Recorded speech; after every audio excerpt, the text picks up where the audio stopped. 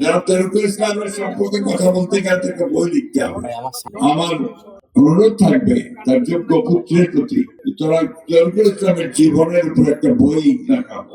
এর জন্য প্রয়োজনীয় ব্যবস্থা তিনি নেবেন, কারণ তিনি একটা ইনস্টিটিউশন, নিজে একটি প্রতিষ্ঠান। সেই ছাত্র জীবন থেকে কত সংগ্রাম করেছেন, কতবার জেলে গেছেন, কতবার নির্যাতিত হয়েছেন, নিপীড়িত হয়েছেন, তারপরেও তিনি তার মানুষকে ছেড়ে কোথাও নেন এবং তার ভাষার নেতৃত্বে ন্যাপ করেছেন।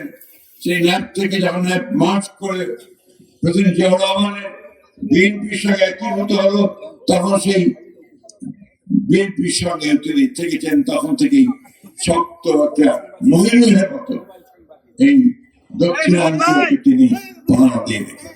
যারা তরিকুল ইসলামের তার যে অন্যান্য রাজনৈতিক জীবন, তার নিশ্চয়ই একটি ডকুমেন্ট থাকা খুব প্রয়োজন। এটা তরিকুল ইসলামের ফ্যামিলির জন্য নয়, এটা আমার পরবর্তী প্রজন্মের জন্য, যে কিভাবে রাজনৈতিক নেতৃবৃন্দ দীর্ঘকাল ধরে তাদের বছরের পর বছর ধরে পরিবারের দিকে না তাকিয়ে আত্মত্যাগ করেছেন এবং মানুষকে ভালোবেসে, দেশকে ভালোবেসে জীবনকে উৎসর্গ করেছেন। এটা আমাদের সকলের পাঠিয়ে হয়ে দাঁড়াতে পারে।